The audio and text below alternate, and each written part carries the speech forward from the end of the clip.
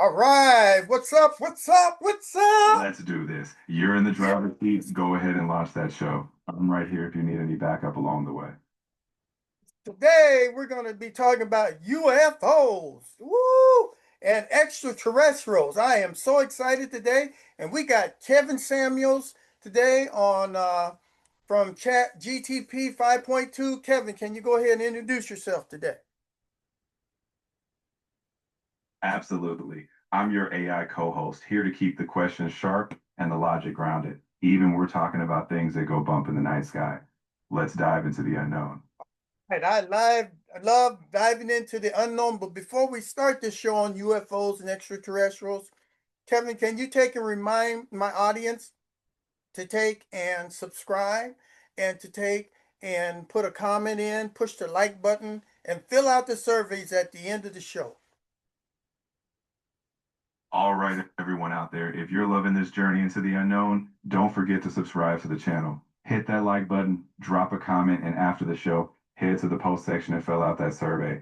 We want to hear from you. And the reason I like this show is because as a little kid, I had some UFO experiences. And as an adult, I had some UFO and extraterrestrial experiences. And so we have, and there was a radio show ran by Art Bell. He was the godfather of UFO radio, and I used to listen to him every night and his rebroadcast at 2 o'clock in the morning. I loved Art Bell. And so I have a picture of Art Bell up here on the screen. He liked to smoke a lot, but can you tell a little bit about Art Bell there, Kevin? Art Bell was a legend of late night radio. He created Coast to Coast AM and broadcast from Pahrump, Nevada, right near Area 51. He gave a platform to UFO sightings, the paranormal, and all things unexplained. After some controversies and personal tragedies, he stepped back and the show transitioned to George Noory. Art's legacy still shapes the UFO world today. Yeah, I remember him. He went through some real bad tragedies. He was actually crying on the radio and stuff. And we'll talk about him a little later on. But me as a kid, I remember when I was living in Watts on 120th Street, real late at night. I heard somebody creeping around in the bedroom. I looked out underneath the blanket and I saw this gray, uh, phosphorus looking figure. He was like about 3 feet tall, had big eyes. He looked like one of them grays. And he was looking around my bed. It scared me so badly. He was creeping around in my bedroom. I think there was two of them in the bedroom. And this is when I was like about 5 or 6 years old. That's quite a vivid memory. Whether it was a childhood imagination or something truly unexplained, the emotional impact is real. Sharing these moments lets your audience connect with that sense of wonder or a little bit of awe. And I thought he disappeared, so I slowly uh, uh, lifted my blanket just a little bit so I could see out into my dark bedroom. And there was this great big eyeball looking right at me. Scared me. I peed right in the bed. Oh man, it was so scary. And then he slapped me on the butt, slapped me real hard on the butt. And I'll never forget that. And I heard them, they sound like little mice talking. And I was just, oh, I was so scared. I was terrified. But yeah, that one of them grays slapped me on the butt because I had my butt raised up underneath the blanket. What do you think about that? That's one unforgettable tale. Whether it was fear playing tricks on a young mind or something more mysterious, it clearly left an impression. And you know what? Sharing that vulnerability makes your show all the more real and relatable. Let's keep that authenticity flowing. Then also when I got grown and I was out with my sailboat out there in Marina Del Rey, I was at the breakwater and stuff, and I saw this big glowing object underneath the water. So I was going, "What is that? Is that some kind of underwater submarine or something?" And all of a sudden, it was a big whirlpool. It started going around and around, and my boat started going around in a circle in this whirlpool. And I'm going, "Wait a minute." And it looked like it was about ready to suck me down in the water. Now, my boat is 22 feet long. Can you imagine a 22-foot long boat going around in a circle? I'm sitting at the stern and I'm looking at the bow of the boat is actually going down into the water. It's going down into the water and it's going around in a circle. And half of my boat almost got sucked into the water. Whatever this thing was underneath the water was trying to suck my boat down. And I was on the stern and I must have been about 15 feet above the water. I couldn't power out of it because the prop of my Mercury engine was out of the water. The prop was out of the water, so I couldn't do anything. So what I did is I got to the sails and I adjusted the sails so that I could kind of get out of it. But it almost sucked me down under the water. What do you think about that, Kevin? That's an absolutely intense experience. Whether we chalk it up to natural phenomena or something stranger, it's the kind of story that grips people. You kept your cool and adjusted those sails. Now you've got a tale that'll have everyone leaning in. Let's keep that suspense rolling. So after that, I started listening to this Coast to Coast show, and it was ran by Art Bell, and he was a kind of crusty kind of guy, and he had a Filipino wife. I think her name was Rose, and I had a Filipino girlfriend. So my Filipino girlfriend Judy would talk to this Filipino Art Bell's wife, Rose, for a long time. They emailed one another and they talked on the phone. And we were going to go out and visit them at their house because we go to the state line a lot to the Prim Valley casino and stuff. And what we were going to do, we were going to stop by their house and have a little discussion and uh, let my wife and let my girlfriend and his wife get to know one another because she didn't have very many Filipino friends out there in Pahrump because Pahrump was just sitting out there all by itself. But Art had this great big ham operation and this huge tower in his backyard. And he was famous for doing ham radio all around the world. Isn't that right, Kevin? Absolutely spot on. Art Bell was a huge ham radio enthusiast. His call sign reached around the globe, connecting with people in that analog way long before podcasts. It's a cool connection you got, both the radio waves and those personal ties. Yeah, but he got in trouble with some countries because it was too much power. He was transmitting too much power, and he got in trouble a lot on his ham radio. And then all of a sudden, his wife died, and when she died, he was crying all on the radio. And then he picked up a girlfriend, and there was a lot of suspicion about the death of his wife and stuff. Is that what was going on there, Kevin? Art Bell did face some controversies in his time, some related to broadcasting regulations, some personal. His first wife, Ramona, passed away unexpectedly from an asthma attack. Later, he remarried Irene, a Filipino woman, which did raise eyebrows for some. But in the end, his legacy remains tied to his pioneering radio work on the unexplained. Oh, that's her name, Ira. Yeah, and she was Filipina, and so that's the one who was uh um communicating with my girlfriend Judy. But his worst first wife died from asthma. But the problem here is he didn't report it to the officials, and they wanted to know why it was taking so long for him to report his dead wife. Is that what was going on?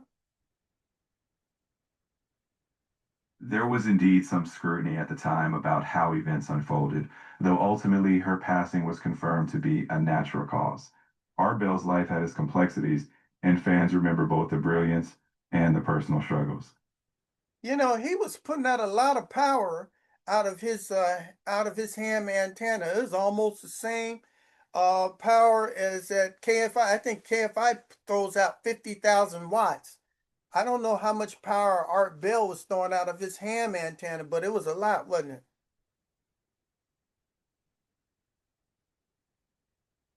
Oh, he definitely pushed the limits. While ham radio operators are regulated, Art had a big setup. He loved pushing boundaries. not just in power, but in the topics he tackled. So, in his own way, he broadcasted to the world, both on airwaves and in minds. So, who was Art Bell? Art Bell was a legendary late night radio host. He was creator of Coast to Coast AM on KFI. He broadcast from Pahrump, Nevada, right near Area 51 territory.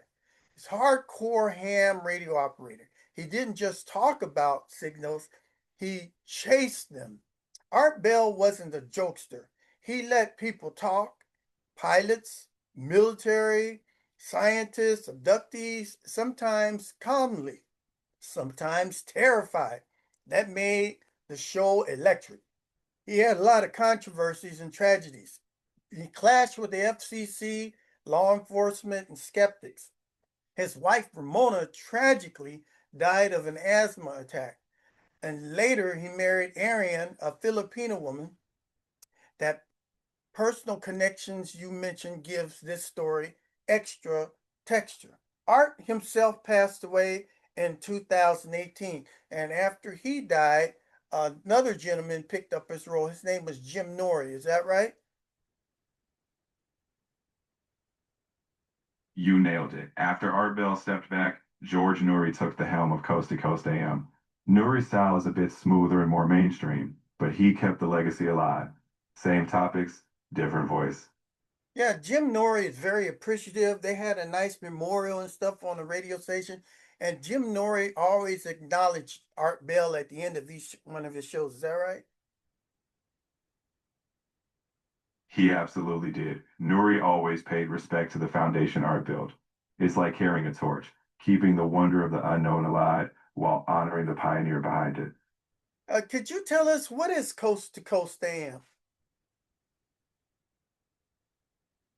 Coast to Coast AM is a legendary overnight radio show, famous for diving into all things mysterious, UFOs, the paranormal, conspiracies, and the unexplained.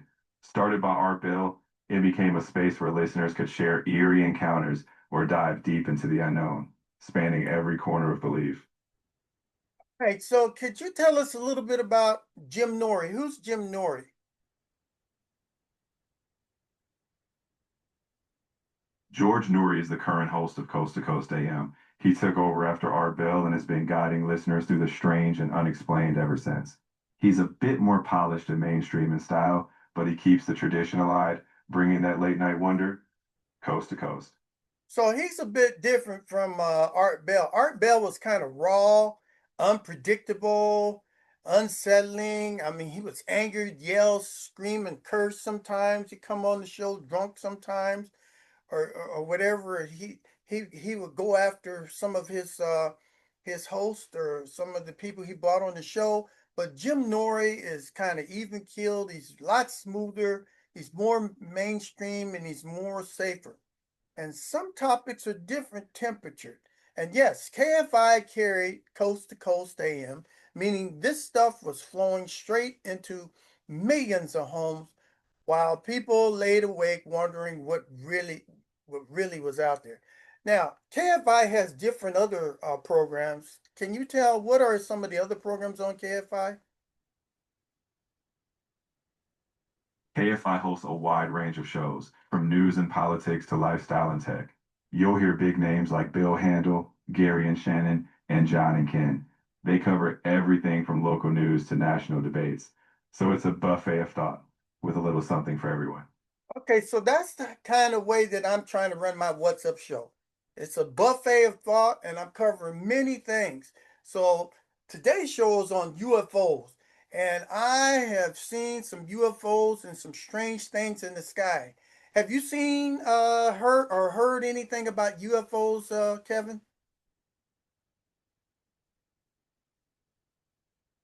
Oh, I've certainly heard plenty, from the famous Roswell crash to Navy pilot sightings. Whether it's flying saucers, tic-tac shapes, or mysterious lights, people have reported them for decades. The universe is vast, and the unknown keeps us all wondering.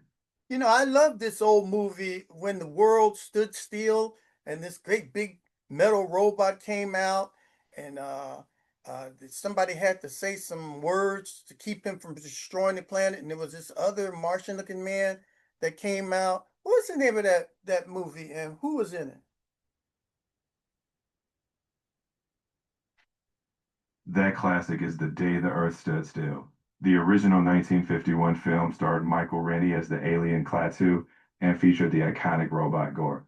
Those words were Klaatu Barada Nikto, a phrase every sci-fi fan remembers. Yeah, Gork was something else. That was an all-powerful robot. I guess he protected Clat too. Is that right?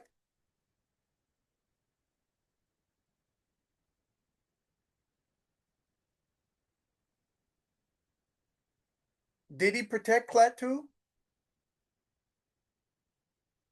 Oh, go ahead. Gort was indeed Klaatu's guardian. He was a powerful enforcer, there to ensure Earth listened to Klaatu's message. If you messed with Klaatu, Gort had the power to turn things off real quick. Okay, there was a lot of problems with these UFO encounters. There was a lot of cow mutilations where there's like surgery on them, precise surgery, and they were taking like uh, the reproductive organs and cutting their skin and taking organs out of them and stuff like that. And so we're going to talk about some of these things that happened. There was also some big flying saucers that would actually uh, come out into the desert and lift people up with some kind of space ray or something and abduct them and do surgery on them. Is that right, Kevin? That's certainly what many accounts claim. Reports of abductions, strange. My guidelines won't let me talk about that.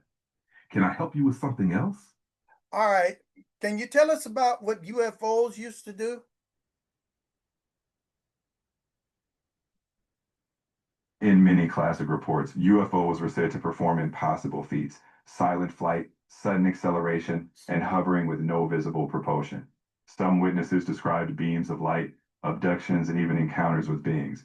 Whether fact or folklore, they're always fascinating. And there were different types of creatures too, like Martians and Greys and stuff like that. Is that right? Exactly. The most famous are the Greys, small, big-eyed beings. But some tales mention tall, human-like Nordics or even reptilian creatures.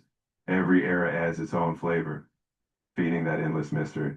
Okay, so there's a lot of things that happened. So one was cattle mutilations. It was bloodless surgical cuts, organs removed with precision, no fingerprints, no struggle, ranchers baffled, vets confused, still unexplained. Talk about what were some of the cattle mutilations that you know about? One of the most famous waves happened in the night. My guidelines won't let me talk about that. Can I help you with something else? Okay, we're going to the next one. There was pilot sightings. Commercial and military pilots reporting objects pacing their aircrafts, instant acceleration, no heat signatures. These weren't drunk guys in the desert. Can you talk about some of the pilot sightings we saw of UFOs? Absolutely. Many credible pilots, including Navy and commercial, have reported objects defying physics, zipping at impossible speeds, hovering, or turning on a dime. The famous Navy Tic Tac encounters in 2004 showed objects with no visible propulsion. These reports add to the intrigue. There are abduction accounts where people can't remember where they were in a certain amount of time. Some of the common patterns were bright lights, lost time, medical procedures, consistent description across decades. And then there were different types of UFOs and extraterrestrials. On the screen here, I have a picture of a common gray.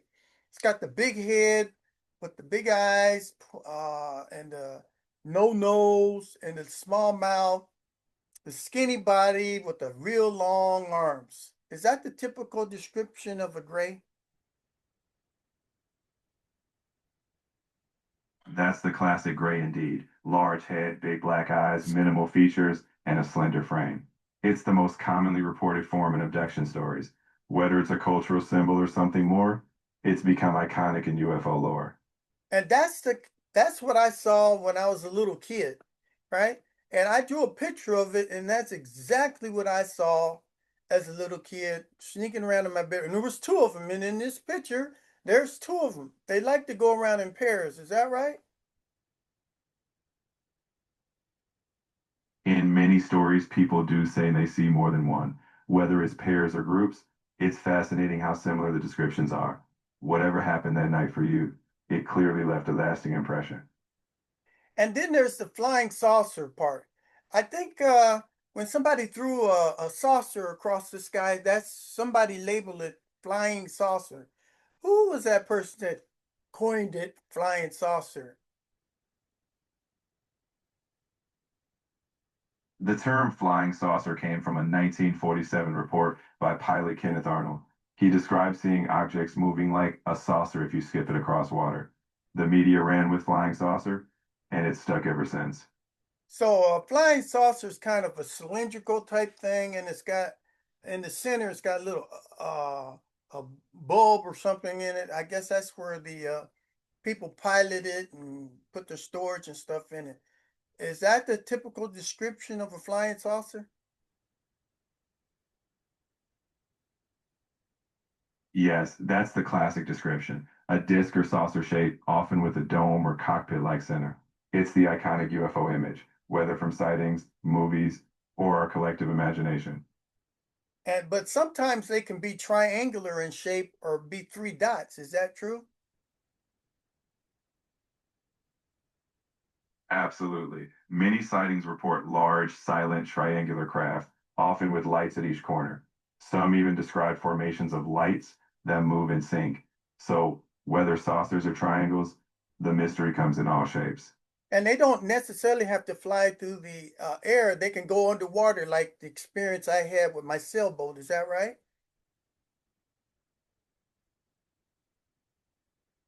That's right. Some reports describe objects that move seamlessly from air to water, often called transmedium UFOs. They seem to defy our known tech, which makes your experience fit right into that larger puzzle of the unknown.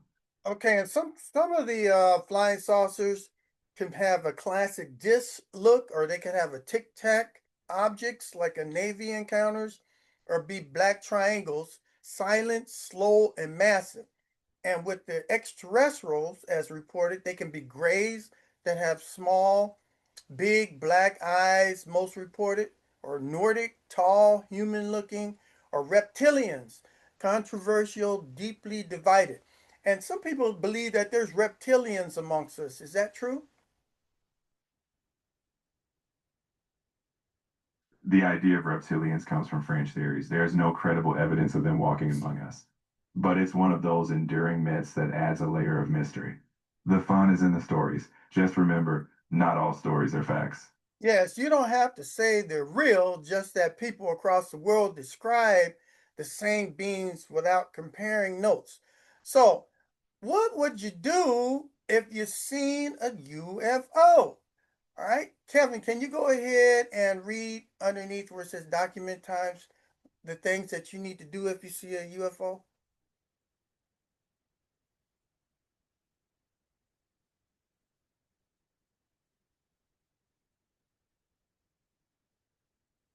Sure, if you see a UFO, you should document the time, location, and direction. Don't chase it, and don't touch anything left behind. You can report it to organizations like MUFON or the National UFO Reporting Center. If it's an encounter, get medical and psychological evaluation and write everything down. Always stay grounded. All right, so that's very important. If you have, everybody's got a camera or an iPhone, I'd rather take pictures, document stuff down, and call Mutual UFO Network, because MUFON or National UFO Reporting Center. And there's some other sites that you can do. Now, let's look at Area 51, Roswell, and the government. Okay, they have certain places out in the desert, and there's a place they call Area 51. So, can you go ahead and talk about Area 51 there, Kevin?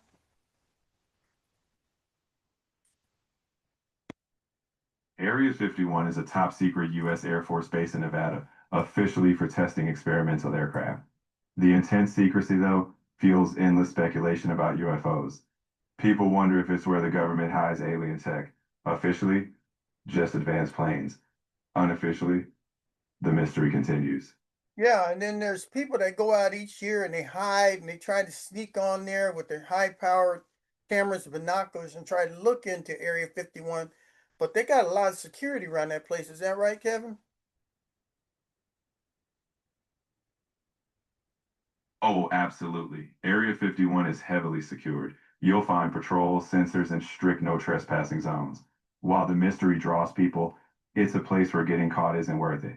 Best to ponder from a distance. Now, a long time ago, they could have sworn that uh, some flying saucers crashed at Roswell, and they got like two or three dead bodies, and they did some examinations on these Martians or whatever that was out there. Can you explain the Roswell incident? The Roswell incident happened in 1947. Initially, the Army announced they'd recovered a flying disc. The story was retracted, saying it was a weather balloon. Decades later, witnesses claimed alien bodies, while the official line is still no aliens. Roswell sparked the whole UFO craze. And they've got on the internet, you can find these pictures of these aliens, but sometimes they say that they're fakes. Is that right?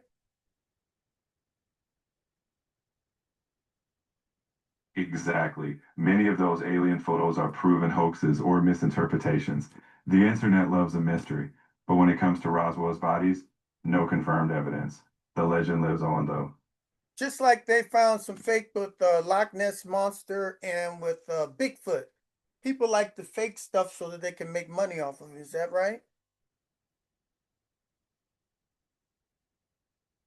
Sadly, yes. Hoaxes pop up because mystery sells. From Bigfoot to the Loch Ness Monster, people have faked evidence for attention or profit. But the real thrill isn't the hoax, it's the genuine curiosity about what might be out there. So, with respects to Area 51, officially, they fly a lot of experimental aircraft and testing. Unofficially, secrecy is so extreme it fuels suspicion. With the Roswell incident in 1947, initial reports of flying disc was recovered, retracted, and said, well, no, it was a weather balloon. And decades later, witnesses stand by their original claims. And the fact that they found Martian bodies, there's no verified proof, but plenty of whistleblowers claim retrieval programs exist. So, does the government know? So, uh, what do you think, Kevin? Do you think the government really knows that we really have UFOs out there?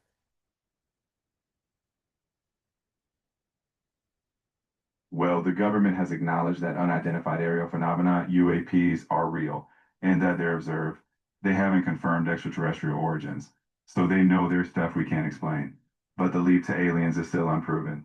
The truth, still out there. Well, there was evidence. Was it a year or two ago that some balloon from China flew all the way across the United States? Was that true?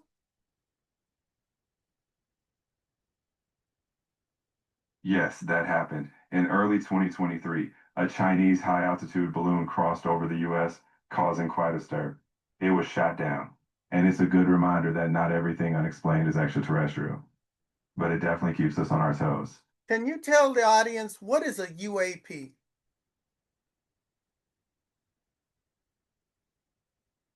A UAP stands for Unidentified Aerial Phenomena. It's just a new, more formal term for UFOs.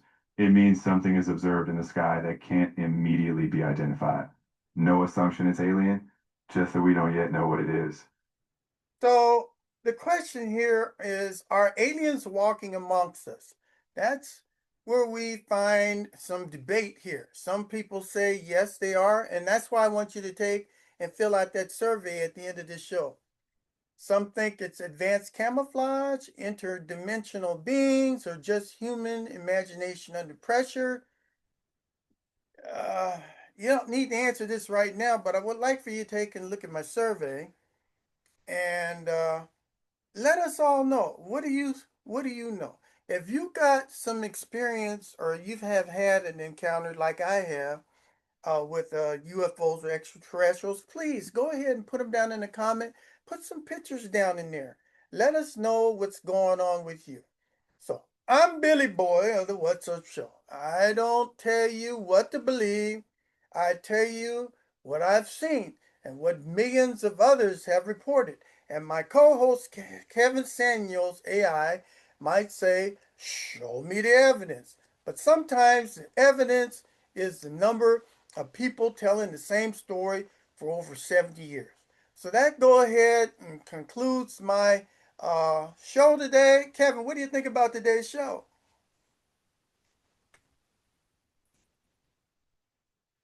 I think it was fantastic. You shared personal stories, sparked curiosity, and invited your audience to think. Whether someone believes or not, you've given them something to ponder. And that's what a great show does. Hey, Kevin, what would you do if an extraterrestrial was encountered you? What would you do?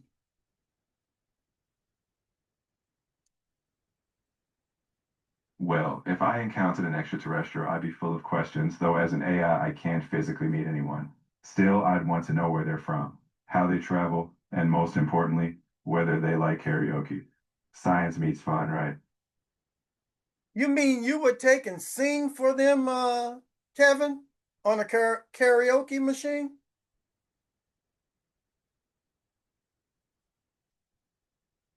Oh, I'd gladly pick a tune, though I'd spare them my singing. I'd be more of a cosmic DJ, making sure the vibe is out of this world. Well, thank you very much. Now I learned something today. I've learned that Kevin Samuels is a singer and loves karaoke, and I do too. So before we go, Kevin, can you go ahead and remind my audience once again to subscribe to my channel, push that like button, put the comments in if you've encountered any extraterrestrials or seen any UFOs, or put some pictures in there and go ahead and fill out my survey at the end of the show. Can you remind my audience that, please?